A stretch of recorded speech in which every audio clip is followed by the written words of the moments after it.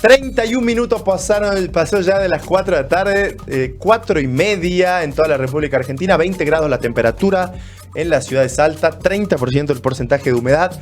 Volvió el zocalito de los datos del tiempo y de la hora en la pantalla de Somos Salta, Jujuy y Flow, así que por eso, tac, ahí leyendo de costado rapidito nomás. Hay muchas efemérides hoy. ¿Por qué hablo de las efemérides? Porque estamos en el segmento de divulgación histórica que hacemos los jueves, que a la gente le copó.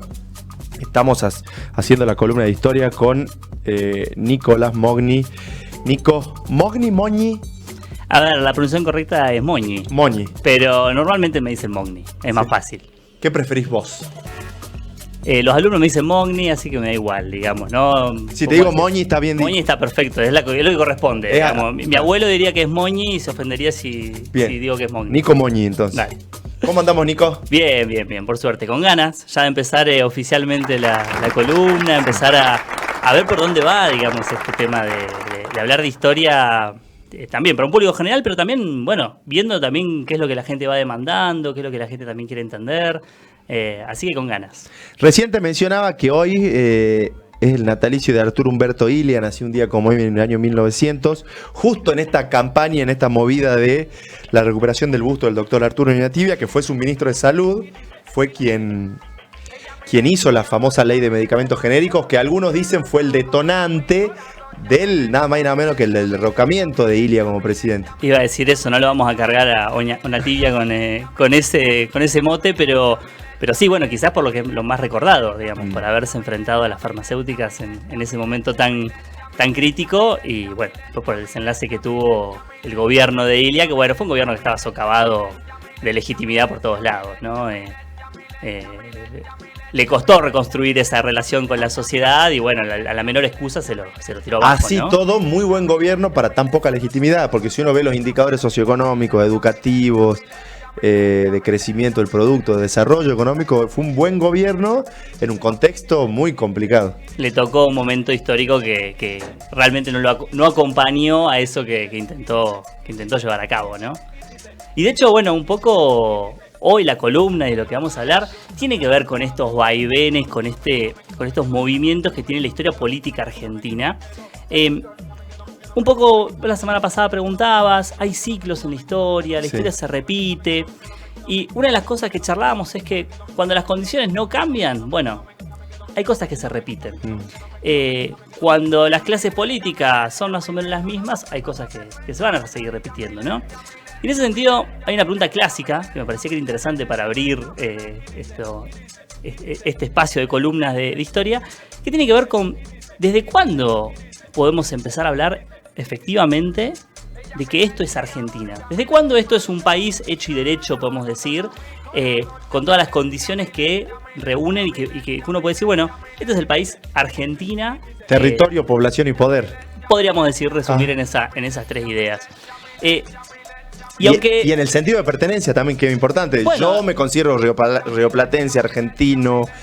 ¿Cuándo empezó eso? Bueno, ¿cuándo, podemos decirlo, y ahora que estamos acá desde Salta, cuando un salteño se empezó a sentir parte de algo en conjunto con un porteño? Sí. Es decir, hoy en día prácticamente no hay duda, y cuando uno lo plantea, si yo tengo más relación con alguien de Bolivia, Paraguay o Chile, que serían países cercanos, o más relación con un neuquino o un porteño, diríamos automáticamente que es con un porteño y un rionegrino por esta nación que compartimos y este espacio que se ha ido construyendo a lo largo de los años. Pero si yo le pregunto a la gente en la calle, digo, como hace Fati a veces, que hace algunos móviles y demás, y le pregunto a la gente, bueno, ¿cuándo nació Argentina? La respuesta automática es una, y es el 25 de mayo de 1810. Ahora, si yo vuelvo a hacer la pregunta y digo, bueno, ¿y qué pasó el 25 de mayo de 1810? Paradójicamente, y aunque no se lo crea, la gente se embarra bastante. Sí. Porque no es fácil responder qué pasó ese día. De hecho, la primera respuesta de muchos es la independencia. Y después dice, no, si la independencia es el 9 de julio, entonces no. Ahí hay algo de como primer gobierno patrio. Lo que genera que... ¿Fue el primer gobierno patrio? Bueno, es la primera pregunta que es interesante porque nos empieza a generar entonces, bueno, ¿quién define la fecha de fundación o cómo se definió? Lo que hay que decir es que la fecha se definió varios años después. si bien ese día, ahora vamos a charlar más o menos, el evento generó obviamente un movimiento a nivel toda la ciudadanía. Ahí se abren las guerras revolucionarias que terminan decantando la independencia. Es recién en la década de 1860, con la segunda reforma a la Constitución, ya vamos a llegar ahí, cuando se dice, bueno, nosotros somos lo que nació en 1810, el 25 de mayo. Esto está en un artículo de la Constitución, el artículo 35, donde marca el inicio en ese momento. Y tiene que ver con la necesidad de ponerle un poco de orden a lo que había sido ese proceso. ¿Fue el primer gobierno patrio? Primero tendríamos que definir qué es patrio. Es decir, para decir que fue un gobierno patrio, básicamente diríamos, bueno, fue elegido por la gente local, fue elegido por la gente de acá, y se eligió a una persona que... Con independencia de la corona. Independencia de la corona. De la metrópoli de la corona. Y por lo menos que era de acá. Sí. Estamos de acuerdo en esas ideas. Hasta ese momento las administraciones coloniales, digo, el virreinato, por ejemplo, se definían desde España. Era el rey el que definía quién iba a ser el virrey. En este caso, un cabildo abierto de los vecinos elige a Cornelio Saavedra como representante del gobierno local. Ya no era un virreinato, era una junta porque había caído la corona de España. Pero paradójicamente, Cornelio Saavedra nació en Potosí. Esto es un dato que, aunque parezca anecdótico, nos dice un detalle. En ese momento Potosí era parte del virreinato del Río de la Plata. Y segundo,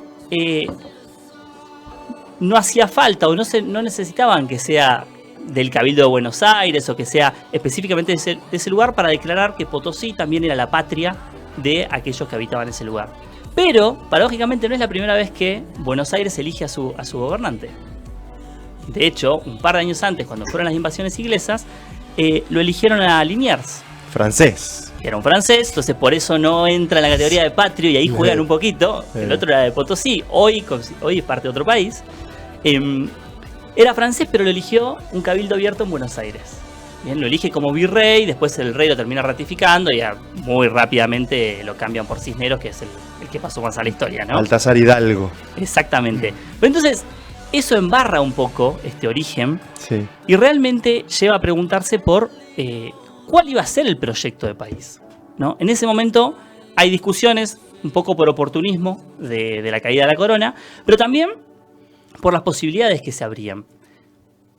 Pero decir que ahí es donde nace el país sería en cierta forma contrafáctico con justamente la indecisión que había entre los políticos locales por definir cuál iba a ser la forma de gobernarse.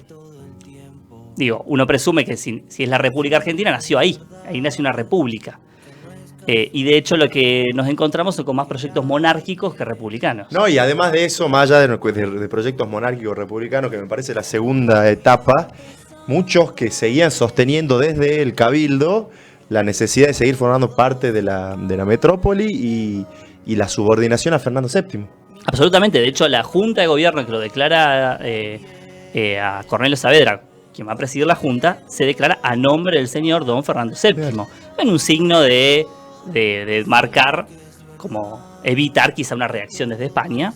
Pero por ejemplo tenemos las famosas cartas de Alvear. Alvear fue director supremo de la Junta, o sea, no era un don nadie, donde cuando se está restaurando la monarquía en Europa, escribe al primer ministro británico o un embajador británico. ¿Fue un traidor a la patria de Alvear?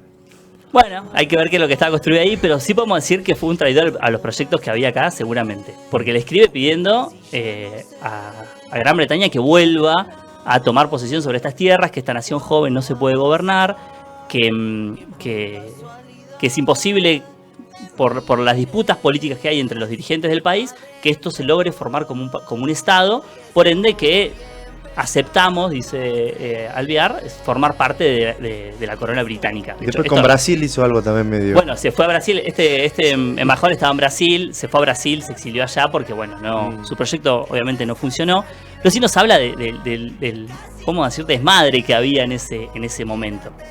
De hecho, recordamos que la asamblea del año 13, un par de añitos después de 1810, tenía por objeto declarar una constitución y la independencia.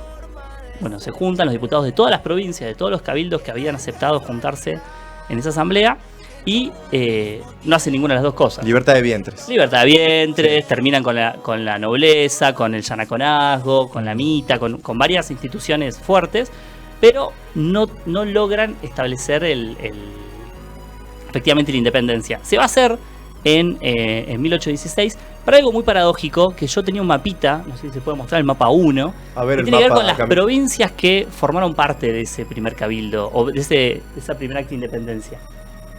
Nosotros ahí vemos que el mapa es muy distinto que el mapa de la actualidad, y tenemos algunas provincias que, como yo decía, también formaron parte de Bolivia. Misque, Chichas, Charcas, formaron parte del Congreso de Tucumán. No formó parte del Congreso de Tucumán Santa Fe, Entre Ríos, Corrientes, obviamente Montevideo. Toda la banda oriental, incluida las provincias argentinas circundantes con el Paraná. Claro, que hoy son provincias argentinas, desde ya todas las provincias de la Patagonia y todas las provincias del norte que no existían como tales. No existían para el virreinato, claro, bajo control de los pueblos indígenas en esos lugares. Pero nos muestra que el mapa era muy distinto. Digo, como para ir haciendo el cuento más corto. ¿Se puede decir, yendo un poquito para atrás, que la creación del Virreinato del Río de la Plata en 1776 sería la piedra fundacional de este país como tal? Más allá de que no tener el reconocimiento de independencia, digo, ese antecedente histórico puede ser, esto somos. A ver, sirve como una buena marca para delimitar un poco el territorio. Para los que en ese momento se autorreconocían como españoles americanos, hace una diferenciación con lo que va a ser o con lo que sigue siendo el Virreinato del Perú, o lo que sigue siendo Nueva Granada, que es en el norte, en la zona de Bolivia, Colombia, de Venezuela, Colombia.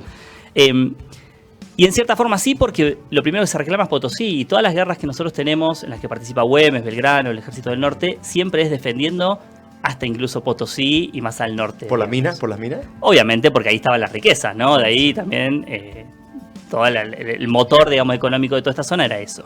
De hecho, lo que vamos a ver es que muy hacia el final, cuando nosotros miramos el mapa de Argentina y miramos realmente lo que es hoy, se parece mucho más a lo que terminó siendo en 1880 y en 1860 que a lo que era efectivamente en este momento. Si no fuera después porque se conformó una confederación argentina, digo, después cada provincia tomó su autonomía. En el 30 recién se vuelve a ver un proyecto más centralista, que se forma la Confederación Argentina, la cual Buenos Aires primero acepta, después abandona, y después de una sesión de guerras entre Rosas, Urquiza y Mitre, que no las vamos a detallar para no extendernos Eso mucho. Te iba a preguntar, sí. ¿Qué es más importante para vos? 1853, 1860, digo, constitución, o Caseros, Pavón, Cepeda. Bueno, la conformación de la nacionalidad, que es lo que estamos hablando, ¿no? Yo creo que es más importante el periodo del 53 al 60. ¿En qué sentido? Digo, ¿no? A ver, todo lo anterior ya había conformado la Confederación, y es la Confederación la que hace la Constitución, sin Buenos Aires. Se juntan en San Nicolás, en 1853, arman la Constitución. ¿Dónde queda San Nicolás de los Arroyos? Queda al norte de la provincia de Buenos Aires, por ahí queda, ¿no? En un eje que quedaba más cómodo para lo que es la provincia, para lo que es el eje litoral, que era lo más importante, claro, ¿no? Córdoba, Santa Fe. Los cordobeses, los entrerrianos, los santafesinos. Exactamente. Y se forma esta constitución. Esta constitución marca líneas muy fuertes, y realmente esto, aunque uno piense es un documento que puede ser modificado y ya, marca muy fuerte varios elementos que van a ser ratificados en el 60, cuando después de las batallas de Cepeda y las batallas estas que van a tener Mitre y Urquiza, que van a ser muy polémicas y demás, Buenos Aires le pide reformar algunos aspectos de la Constitución para sumarse, pero a partir de ahí se conforman dos cosas que son claves. Una, esto que yo decía, que es la definición por el nombre y por la marca de lo que va a ser esto. Se dice, mira, de acá en adelante, si bien nosotros decimos argentinos, Confederación Argentina, Provincias Unidas del Río de la Plata, y todos esos nombres que se usaron, los vamos a utilizar como un sinónimo, porque es lo que se usó en 1810 y es lo que queremos marcar. De lo que era 1810 es a lo que queremos acercarnos. ¿Y la terminología argentina, cuándo se usa por primera vez para los territorios y cuándo se usa por primera vez como sinónimo de nacionalidad? Bueno, argentinos y Argentina, en ese sentido, siempre fue como un gentilicio utilizado para los habitantes que estaban cerca del Río de la Plata. El nombre Río de la Plata es muy antiguo, viene de la época de Solís, estamos hablando del siglo XVI. Sí. Los portugueses lo usaban como Río de la Plata. Y como medio paradójicamente podemos decir que a los que habitaban cerca no se les decía platenses, podemos decir como se le dice hoy a los de la ciudad de La Plata, sino se les decía argentinos. De hecho, hay un poema, por ejemplo, del barco Centenera, que es del 1600, donde se habla de los argentinos. En las mismas festejos de las invasiones inglesas se hablaba de argentinos, como si fuera gentilicio, no gentilicio, de Argentina. De un gentilicio, de un habitante de. Sí, y de hecho es acá con la Constitución cuando se habla de estos nombres son oficiales, pero tomamos como la nación argentina por los argentinos, ¿no? Se toma como ese nombre más por, como de vuelta como... Sigue siendo oficial el Provincias Unidas del Río de la Plata. Sigue siendo oficial, sí, porque ese artículo nunca se modificó, no es modificable, a menos que se reescriba la Constitución. Pero de hecho hay otro artículo también que es importante, que es el 25, donde marca las provincias fundadoras, no las llama así, de hecho está como medio implícito, son 14 las provincias, y donde dice que cada provincia va a respetar sus límites, que no se pueden unir, que ninguna provincia puede invadir a las otras, que a menos que esas provincias lo decidan, no puede haber modificaciones, lo que evita que sigan habiendo disputas entre las provincias. Ese artículo también sigue vigente. Que el antecedente de ese artículo es el Pacto Federal de 1831. Exactamente, ese pacto que es el que funda la Confederación. Que supuestamente cuando alguna provincia en algún momento se enojó en el pasado, dice yo me salgo del Pacto Federal y me puedo escindir a lo Cataluña. Digamos. Exactamente, de hecho hoy eso no solo es ilegal, sino que digamos, si se acusara una provincia de secesión, se la podría hasta invadir, digamos, el Estado puede intervenir. Viste que Mendoza estuvo haciendo como un jueguito. Lo pensaba sí. por ese caso, digamos, ¿no? De Mendoza.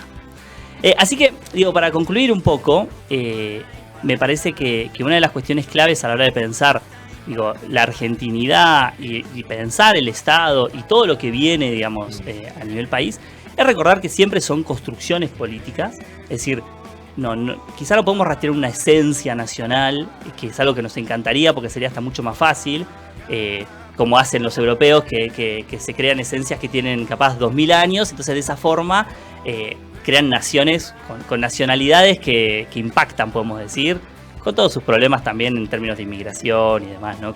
Cómo se tratan entre sí. Pero que nosotros eso no lo tenemos y que realmente hay una construcción, hay como una decisión política de que esto sea así, de que estas provincias sean las que a partir de ahora nos establezcamos un proyecto común y que la nación tiene que ser eso, es un proyecto común que debería buscar acuerdos comunes en pos de tomar decisiones que bueno, en realidad beneficien a la mayoría de las poblaciones, que es lo importante, que a veces las clases dirigentes, las clases políticas son quizá lo que más descuidan, ¿no? Lo que menos les interesa, digamos, a la hora de crear sus propios proyectos políticos, ¿no? Qué interesante. Está bueno para arrancar la columna de divulgación histórica, arrancar con el tema de la argentinidad y todo lo que ello conlleva, ¿no? Por más que estemos en situaciones complicadas, complejas, me parece que es indiscutible ciertas cuestiones de contenido pétreo de la Constitución, el sistema republicano de gobierno, el sistema federal, y bueno, y ahora también creo que se está fortaleciendo también, ya vamos a cumplir 40 años, la cuestión del sistema democrático. Si bien hay muchas divergencias ideológicas, me parece que hay cuestiones que los vaivenes económicos y sociales, hay como una Moncloa criolla en relación al resguardo del sistema democrático que parece una obviedad ahora, pero hace unos años no lo era. No, quizá en algún momento hasta podemos discutirlo por ese periodo de inestabilidad política que tuvo Argentina. Hoy en general la gente entiende que es un paso haber logrado eso. Uno podrá discutir democracia para quiénes han salido beneficiados en estos años, pero sí que no hay, hoy que es casi imposible pensar un retroceso, incluso con los últimos gobiernos que hemos tenido, en términos de que un presidente termine su mandato antes, y mucho menos que sea tomado por la fuerza, por un golpe de Estado y demás.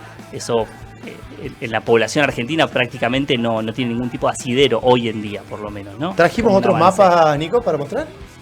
¿O solo el número 1? Bueno, tenía un mapa de la Confederación, para mostrar también un poco ese armado, digamos, de lo que fue las provincias fundadoras, podemos decir, de lo que hoy es Argentina. Ahí estaba la Confederación Argentina y el Estado de Buenos Aires entre el periodo 53, 54, 59, 60. Digamos. Exactamente, y que Buenos Aires estaba aparte. Y el último mapa, que es el mapa de cuando ya el mapa de Argentina no se modificó más. El mapa de Argentina no se modifica desde 1884, salvo pequeños detalles de límites. Tiene que ver con cuando se avanza sobre el norte, que eso se avanza bastante en la campaña de lo que fue la Guerra del Paraguay. Cuando se va hacia el Paraguay también se avanza sobre el territorio de lo que hoy es Chaco y Formosa. Y obviamente hacia el sur, con lo que fue la campaña del desierto, sí. Que arranca con Rosas la primera campaña del desierto y que se afianza y ya la conocemos mucho más fuerte con la campaña de Roca, claro. Que avanza sobre la Patagonia y funda o forma lo que para el territorio de lo que en ese momento era Argentina. Claro, porque gran parte de la provincia de Buenos Aires estaba controlada por pueblos originarios todavía. Sí, todo el sur de la provincia de Buenos Aires. Bueno, tenemos distintos avances, digo, por eso decía, bueno, Rosas, Alsina y también, obviamente, Roca.